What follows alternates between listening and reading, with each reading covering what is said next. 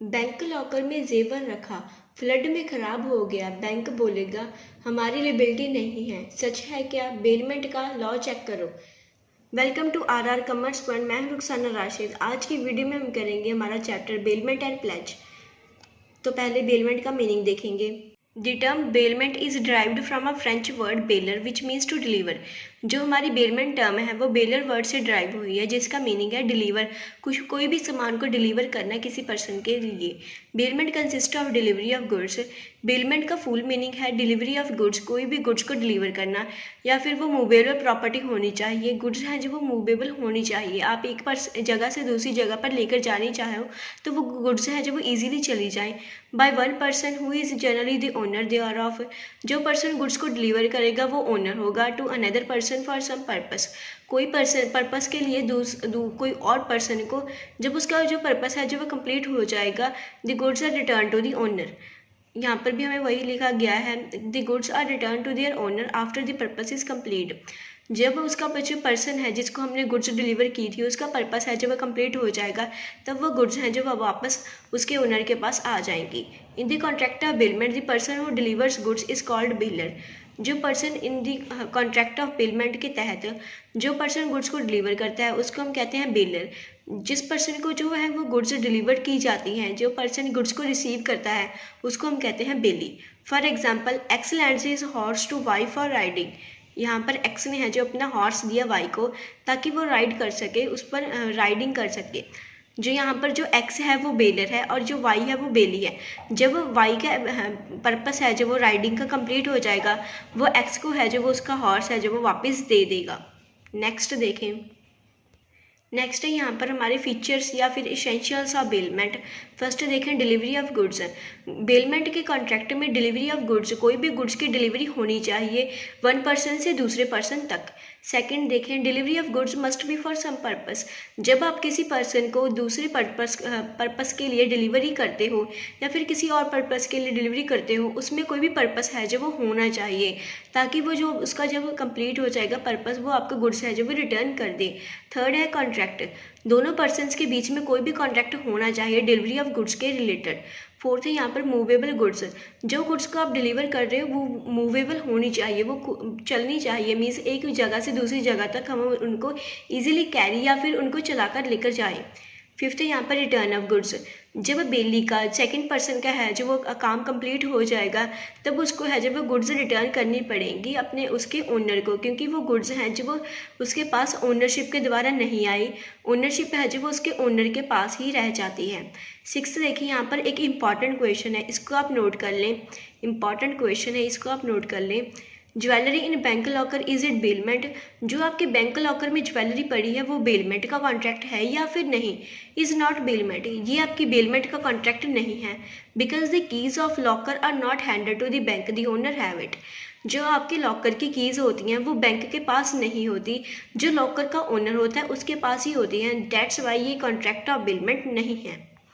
Next देखें। Next है हमारी यहाँ पर काइंड्स ऑफ बेलमेंट। बेलमेंट की कितनी काइंड्स हैं उसको हम आज रिवाइज करेंगे। फर्स्ट है यहाँ पर हमारा voluntary and involuntary bailment. Voluntary bailment होती है जो हमारी एक्सप्रेस कॉन्ट्रैक्ट के तहत होती है। मीन्स जिसको हम एक्सप्रेस किया जाए जो कॉन्ट्रैक्ट है कि हाँ ये हमारा एक्सप्रेस कॉन्ट्रैक्ट है बेलमेंट का, तो उसको हम कहते हैं वॉलंटरी बेलमेंट। इनवॉलंटरी बेलमेंट देखें operation of law. Involuntary bailment है जो आपकी लॉ के द्वारा ऑपरेट की जानी चाहिए। सेकंड देखें gratuitous and non gratuitous bailment. Gratuitous bailment वो वाली बेलमेंट होती है जिसमें आपको कोई भी रिवॉर्ड नहीं मिलता कि आप उसको गुड्स दें, वो आपको वैसे सिंपली आपको गुड्स रिटर्न कर देता है। नॉन ग्रेटिशियस बेलमेंट में आपका कोई भी रिवॉर्ड बेसिस होता है। आपने अपनी गुड्स दी किसी पर्सन को तो उसने है जो वो उन गुड्स का आपको या फिर पर डे चार्ज किया या फिर कोई और पर्पस के लिए आपको पैसा वो वापस देकर गया कि आप इसको रख लो, ये आपके जो जितने दिनों के लिए आपने मुझे गुड्स दी थी उतने दिनों का है जो इसका रेंट है। थर्ड देखें bailment by be classified in accordance with the benefit. Third point में हमारी बेलमेंट है जो वो उनके बेनिफिट के अकॉर्डिंग है जो वो क्लासिफाइड है। फर्स्ट है यहाँ पर हमारा bailment for the exclusive benefit of baler. Bailment वो एक टाइप की वो वाली भी होती है जिसमें है जो वो बेलर का मीन्स उसके ओनर का बहुत ज़्यादा बेनिफिट होता है। सेकेंड हमारी यहाँ पर bailment for the exclusive benefit of belly. Means भी जिसमें बेली का, जिस पर्सन को हम गुड्स डिलीवर कर रहे हैं उसका बहुत सारा बेनिफिट हो। सी है हमारे यहाँ पर bailment for mutual benefit. Third है हमारे यहाँ पर बेलमेंट, जिसमें हमारे दोनों पार्टीज बेलर और बेली दोनों का है जो वो बेनिफिट हो, दोनों को मुनाफा हो। नेक्स्ट देखें, नेक्स्ट है हमारे यहाँ पर difference, rights of baler between duties of baler. Baler की राइट्स क्या हैं और बेलर की ड्यूटीज़ क्या हैं, इन दोनों को आप रिवाइज कर लें और इन दोनों को आप अलग अलग पढ़ें ताकि आपको इजी हो जाए इनको आइडेंटिफाई करना और एग्जाम में लिखना। राइट्स ऑफ बेलर पढ़ेंगे पहले। फर्स्ट देखिए, enforcement of belly duties. Baler का राइट है जो वो अपनी जो दूसरों पर्सन है बेली, उसकी ड्यूटीज़ को इन्फोर्स करना ताकि वो है जो वो उसके ड्यूटीज़ को समझ सके और उसको अपनी गुड्स हैं जो वो आसानी से दे सके। सेकंड, बेलर का राइट है राइट टू टर्मिनेशन। और बेलर है जो वो गुड्स का ओनर होता है, वो कभी भी अपनी गुड्स को है जो वो उस पर्सन के पास जाकर वापस लेकर आ सकता है कि हाँ मुझे कॉन्ट्रैक्ट है जो वो ख़त्म करना है, टर्मिनेट करना है। थर्ड देखिए, रिस्टोरेशन ऑफ गुड्स लेंट ग्रेटिशियसली। वो अपनी गुड्स को है जो वो रिस्टोर भी कर सकता है, जो उसने लेंट की थी किसी और पर्सनस को मीन्स एज अ रेंट पर दी थी, तो अपनी गुड्स को है जो वो रिस्टोर भी कर सकता है। फोर्थ देखिए, right to file a suit against any wrong dealer. अगर कोई भी पर्सन है जब उसके गुड्स को ले गया, सेकंड पर्सन बेली, अगर उसने कुछ भी गुड्स को है जो वो डिस्ट्रॉय कर दिया या फिर कुछ भी गुड्स को कर दिया, तो बेलर के पास है जो वो राइट है वो दूसरे पर्सन को है जो वो सू कर सकता है या जो भी उसकी गलती होगी। नेक्स्ट हमारी आती है ड्यूटीज़ ऑफ बेलर। फर्स्ट है duties to disclose known facts. Bailor की ये ड्यूटी होती है कि वो अपनी गुड्स के बारे में दूसरे पर्सन को बताए ताकि उससे उसको आसानी हो जाए गुड्स को रखने के लिए और उसको यूज़ करने के लिए। सेकेंड है हमारे यहाँ पर duty to bear extraordinary expenses of bailment. Bailor की ड्यूटी है कि वो अपने एक्स्ट्रा ऑर्डिनरी एक्सपेंसिस को खुद उठाए, वो अपने एक्सपेंसिस को है जो वो बेली को ना बोले कि वो तुम पे कर दो। थर्ड है हमारे यहाँ पर ड्यूटी टू इंडेमनीफाई बेली। बेली को भी इंडेमनीफाई मीन्स उसको गुड्स है जो वो उसको देनी चाहिए, इंडेमनीफाई करना चाहिए। फोर्थ देखें, duty to receive back the goods. Bailor की ड्यूटी है कि वो अपने गुड्स को है जो वो रिसीव बैक करे, मीन्स भी अपने गुड्स को है जो वो वापस ले। फोर्थ देखें, duty to receive back the goods, same ही आई सॉरी मुझसे रिपीट हो गया। फिफ्थ देखें यहाँ पर, duty to bear normal risk. Bailor की ड्यूटी बनती है कि वो अपने नॉर्मल रिस्क को खुद बियर करे, ना कि वो बेली को रिपोज करे। नेक्स्ट देखिए डिफरेंस। नेक्स्ट है हमारे यहाँ पर difference, rights of belly between duties of belly. हमें दिया गया था बेलर के ड्यूटीज एंड राइट्स, अब हमें दी गई हैं बेली के ड्यूटीज एंड राइट्स। फर्स्ट हम स्टार्ट करेंगे हमारे राइट्स ऑफ बेली। फर्स्ट देखिए, इन्फोर्समेंट ऑफ राइट्स। यहाँ पर भी बेली है जो अपने राइट्स को है जो वो इन्फोर्स कर सकता है, मीन्स अपने राइट्स को, अपने हकों को है जो वो जता सकता है। सेकंड देखें, बेलमेंट बाय जॉइंट ओनर्स। जो बेलमेंट में जॉइंट ऑनर्स हैं जो वो बेल कर सकते हैं, तो उसमें है जो वो बेली का जो इंटरेस्ट होता है उसको खुद है जो वो पे करना चाहिए या फिर उसको रिसीव होना चाहिए। थर्ड है हमारे यहाँ पर राइट टू कंपेंसेशन। बेली का ये राइट है कि हाँ वो अपनी सैलरी, वेज वगैरह कुछ भी ले अपने ओनर से। फोर्थ है यहाँ पर राइट टू रेम्यूनरेशन। बेली का भी राइट है हाँ उसको कोई भी सैलरी वगैरह या फिर वेजेस वगैरह मिले। फिफ्थ देखें, राइट टू क्लेम डैमेजेस। बेली का ये राइट है अगर उसको कोई भी डैमेज हुआ या फिर कोई भी लॉस हुआ उसके गुड्स के मुताबिक या फिर गुड्स से हुआ उसको कोई भी लॉस, तो उसका राइट बनता है कि हाँ वो उस गुड्स के ओनर को जाके पकड़े और उससे अपने क्लेम है जो वो डैमेजेस के वो रिसीव करे। सिक्स्थ है हमारे यहाँ पर right of third person claiming goods bailed. यहाँ पर थर्ड पर्सन का भी राइट होता है कि हाँ वो गुड्स को है जो वो लेकर जा सकता है और बेली को ही वापस कर जाए। सेवंथ है राइट टू स्यू। बेली है जो वो अपने गुड्स के ओनर को उनको स्यू भी कर सकता है। एट्थ है यहाँ पर हमारा right two lane. Right two lane का मतलब देखें, इसका मतलब है कि आप उसके गुड्स को है जो वो बेलर के गुड्स हैं वो उसको आप कब्जा भी कर सकते हो, मीन्स उन गुड्स को अपने पास भी रख सकते हो जब तक बेलर है जो आपकी कंडीशन या फिर आपकी कोई भी चीज़ को ना वापस करे।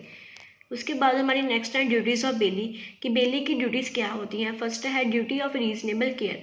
बेली की ये ड्यूटी बनती है, मीन्स उसकी ये आदत होनी चाहिए कि वो जो गुड्स हैं वो अपने लेकर आया है उससे ओनर से, तो उनको बहुत सारा ध्यान से उन गुड्स को रखे, उनकी केयर करें। सेकंड देखें, duty to not to make unauthorised use of goods. Bailee की ड्यूटी बनती है कि उन गुड्स का वो कोई भी दुरुपयोग ना करे या फिर उन गुड्स को कोई भी हानि ना पहुंचाए। थर्ड है हमारे यहाँ पर duty not to mix bailor goods with his own goods.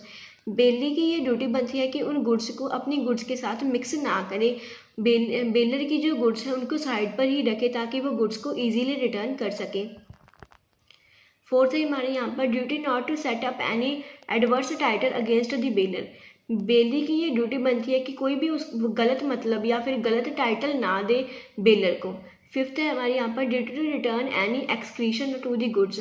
उसका ध्यान बनता है, मीन्स उसकी ड्यूटी बनती है कि वो अपनी गुड्स क्या है जो वो रिटर्न करे, उसकी कोई भी एक्सक्रीशन या फिर कुछ भी उसने ऊपर से माल या फिर पैसा कमाया अपने उसके गुड्स के ओनर को वापस करे।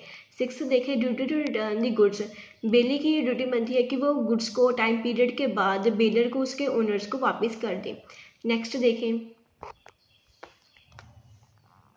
नेक्स्ट है हमारे यहाँ पर टर्मिनेशन ऑफ बेलमेंट, कि हम बेलमेंट के एग्रीमेंट या फिर कॉन्ट्रैक्ट को कैसे टर्मिनेट खत्म कर सकते हैं। A contract of bailment terminates on the following cases. Bailment का कॉन्ट्रैक्ट है जो वो इन सब केसेस में टर्मिनेट हो सकता है। फर्स्ट देखें, if the contract of bailment is for specified period the bailment terminates as soon as the specified period expires. Bailment first है, यहाँ पर मीनिंग देखें उसका कि जब तक आपकी बेलमेंट का कॉन्ट्रैक्ट है वो स्पेसिफाइड पीरियड आपने 3 मंथ का या फिर कोई और टाइम पीरियड साल का या फिर 4-5 मंथ का आपने टाइम पीरियड रखा था, जब आपका वो मंथ्स है ईयर है जो वो कंप्लीट हो जाएगा तब आपका जो बेलमेंट का एग्रीमेंट है जो वो ख़त्म हो जाएगा। सेकंड देखें, if the contract of bailment is for specific purpose the bailment terminates as soon as the purpose is complete. जो आपका बेलमेंट का कॉन्ट्रैक्ट का था वो स्पेसिफिक पर्पस के लिए था, जब आपका वो पर्पस कंप्लीट हो जाएगा तब आपका जो बेलमेंट का एग्रीमेंट है जो वो भी टर्मिनेट हो जाएगा। थर्ड देखें, where a bailee does something which is inconsistence with the terms of the contract the bailment is terminated. अगर बेली ने कुछ भी गलत कर दिया जो आपके एग्रीमेंट के बाहर था या फिर आपके एग्रीमेंट के अगेंस्ट था, तब भी आपका जो बेलमेंट का एग्रीमेंट है जो वो ख़त्म हो जाएगा। फोर्थ देखें, where the bailment is gratuitous the bailment में terminate the bailor may terminate the bailment even before the specified time or before the purpose is fulfilled। अगर आपकी बेलमेंट है जो ग्रेटिशियस है विदाउट किसी रिवॉर्ड है तो आपके जो बेलर है वो अपनी गुड्स कॉन्ट्रैक्ट को टर्मिनेट कर सकता है और अपने गुड्स को है जो वो टाइम से पहले या फिर पर्पस कंप्लीट होने से पहले ही वापस लेकर जा सकता है। फिफ्थ है हमारे यहाँ पर द डेथ ऑफ बेलर और बेली टर्मिनेट्स अ ग्रेटिशियस बेलमेंट। जो आपकी डेथ हो जाए बेली की या फिर बेलर की, वो आपकी विदाउट रिवॉर्ड की जो बेलमेंट होती है उसको आपको ख़त्म करना पड़ता है, टर्मिनेट करना पड़ता है। नेक्स्ट देखें, नेक्स्ट है हमारे यहाँ पर प्लेज, जो इसकी सेकंड पॉइंट है जिसको हमने रिवाइज करना है इस चैप्टर में। Pledge is a kind of bailment where the goods are delivered by one person to another as a security for payment of a debt और performance of a promise. It means when the goods serve as a security it is a pledge.